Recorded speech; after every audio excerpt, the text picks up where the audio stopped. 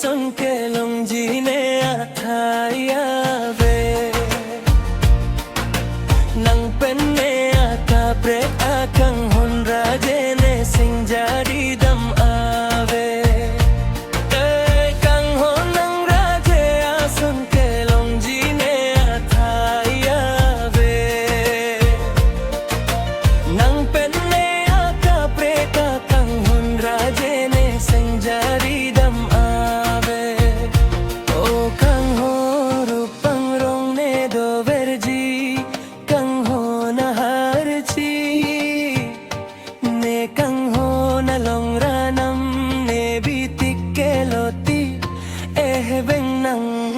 kang ke kang ho nang raje ason ke long ji ne athaya ve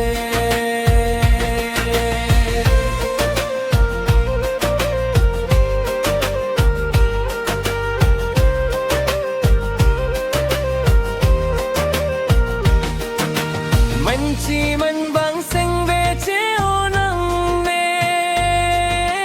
ka ching hon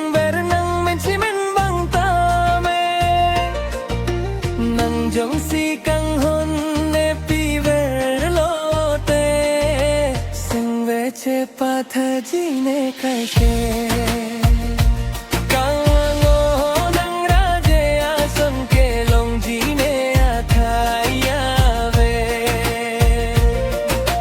nang pan ne a ka pre ka kang hon ra je ne sing jari dam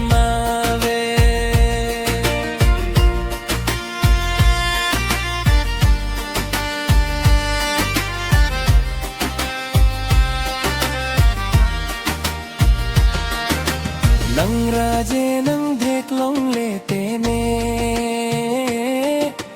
ke do ke thak sing ing sam se sing nang phan si do e nang long si do ji ri me kai ke nang jong si sin tu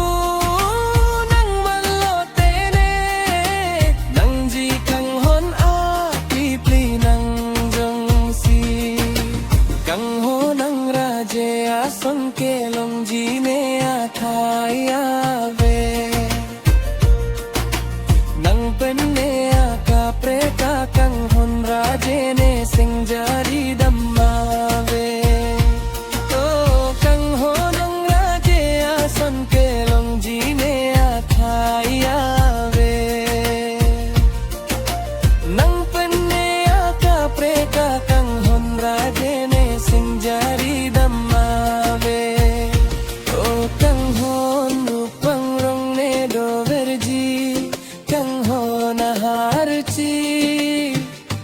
ne kang ho na long ranam ne bi tik ke loti eh beng nang o kang ke